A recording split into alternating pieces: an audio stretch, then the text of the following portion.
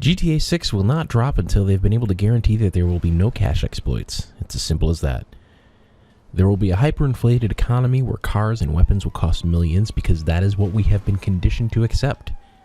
They will throw in a quarterly pass system a la Call of Duty where you get to pay for the possibility of unlocking things that will take a full-time job worth of hours to complete. Unless, that is, you pay more. Yes, first pay for the season pass, then pay to skip the season pass, then pay for a shark card that gives you just more than enough money to buy 2 cars. God, I love GTA. I can't wait for GTA 6 because I'm the type of person that pays for feet pics and white knights anyone who talks about Bunny Boo 87 because we're in love and she respects that I provide for her financially like a man should do for his woman. The guy she's with now is just a friend, and I'm totally cool with it because she's not the type that goes for the rich jock guys. And why are people still simping for Rockstar? Rockstar hates you, and I can't figure out why people still defend this company in discussions. Proof. They are releasing this game on yet another console. You know why? Because you keep buying the feet pics. GTA Online is still profitable for Rockstar despite Rockstar abusing its player base. I was talking with a dude the other day that was saying that he made $15 million a session, and this was proof that the game was fair and I just needed to get good. I asked him how long the average session was, and he said 10 hours. 10 hours. This dude is putting in part-time job hours on the weekend just to buy an in-game car, and he thinks that's cool? Now, I'm not here to try to convince that guy. There's no hope for that guy. People like that are too far gone. I'm here to explain GTA 6, why it's not here, and why it will be worse. GTA 6 isn't here because there are enough people who think like that guy, and not enough people who can exercise willpower. It's the same thing with the Madden and Call of Duty guys. Every year I hear how much the new Madden or the new Call of Duty sucks, and then those same dudes go out and buy this year's release, wash, rinse, repeat, yada yada yada. Now Rockstar knows they're on thin ice with GTA 5 Online due to the popularity of this meme. So they aren't going to try and rock the boat with the season pass thing for this iteration of GTA Online, but you can bet they will have one for GTA 6. And that in turn is almost guaranteed to push shark card sales faster and more consistently than they get them now. Why?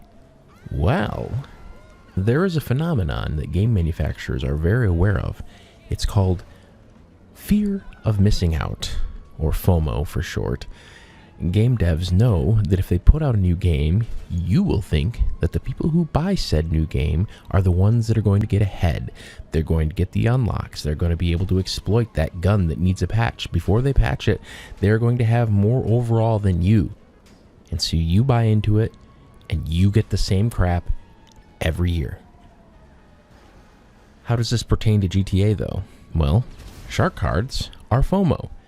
I gotta get the oppressor. I gotta get the new car. I gotta get the new business. Oh my god.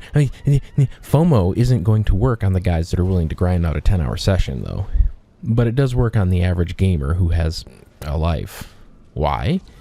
Because despite having almost the exact same performance as the other Futo, for only 150% more money, you can rebuy it and put on drift tires and a funny looking exhaust. And people are doing it. FOMO. Is this the free content that people are simping for? An 86 Toyota Corolla for $1.6 million that has a couple of differences from the one you can get for $9,000? Thanks, Rockstar. God, look at those toes. And I know I keep making fun of it, but really, it's just my ignorance coming out. I don't get the feet thing. What about them is attractive? Is it the way that the toes look like shorter fingers, or is it the way that the arch looks like a longer palm? Are they just hands that aren't good enough to grab things? So we stand... Anyways, I think the people asking for GTA 6 don't really understand what GTA 5 is. GTA 5 is a dead game. GTA 5 died when the decision to not release any DLC was made. Because Rockstar learned that they can make way more money crapping out all these half-baked content drops that would require a large buy-in to participate in the first place. So if GTA 6 has a campaign at all, it will be short and done as cheaply as possible so that they can pretend that they delivered something when all they did was build a new world for GTA Online to exist in. For those of us that were online in 2013 in GTA, can you imagine if the prices of the vehicles were what they are today? The game wouldn't have survived. People would have looked at these $2.5 to $3 million cars and then compared that against what the missions available at the time were paying out, which was like $25,000 maximum, and been like, screw this, and then they would have bailed and it would have died. But it survived by playing the long con, the promise of heist content, where the only thing you needed to own was a high-end apartment, and then you could participate in the heists. A high-end apartment at $100,000 was easy to obtain. Now when a new heist drops, the upfront costs are $8 to $9 million. How much was that stupid sub for the new heist, the KO Pierco, whatever they're called? Whatever, I don't even care. Whatever the stupid new heist is called. You have been conditioned to accept that as normal. But a quick trip down memory lane proves that the inflation has not been gentle, it has been compound. And it's not just the outrageous game inflation. It's Rockstar tax. It's the fact that in 2013, when you paid 100 real-world dollars, the most expensive in-car game was a Bugatti knockoff that cost $1 million in-game. Today, you still get your $8 million, but the average cost of a new vehicle is around $1.2, $1.3 million. In other words, Rockstar is taking more and giving less. And besides the fact that real-world money involved being worth less in their created virtual economy, a phenomenon completely under the control of Rockstar, Rockstar is actively punishing people who play fair. I mean, besides all the annoying attempts to entice players to destroy each other's shipments, you know, basically turning GTA Online into the Hunger Games, they have actually patched the bypassing session timeout by watching TV. Rockstar hates you so much, they can't even stand the thought of you staying logged in, not bothering anyone, while your nightclub punches the time clock to get you a delivery that might actually be worth taking the time to do, assuming someone doesn't oppressor the crap out of the whole thing. And seriously, on a side note, if you're the dude blowing up other people's shipments, I know you pretend that it doesn't bother you, but seriously, how does it feel to be hated by literally everyone? But you get money for it. Yeah, well, your mom gets money for the stuff she does too, but that's why she needs the vodka. Anyway, they have stopped paying bonuses on heists. I was helping someone run the Bogdan mission the other day, and we completed the mission with all the Elite Challenge requirements, and Rockstar said, no, screw you, we're not paying. Go buy a shark card, you peasant. You know, for a company that can't figure out how to optimize their games for PC, they're an awfully uppity bunch. They're going to patch the game just enough to keep the honest players from making any money, unless they put in full-time job hours, but not to fix the rampant problems that are so bad players are giving Rockstar tutorials on how to fix their code. They're going to not pay bonuses on heists. They're going to continue to bend the rules of the world to make it so that it's so frustrating that you finally give in to buying their stupid shark cards. So I say, cheat. Find someone that helps you with the heists and exploit the crap out of it.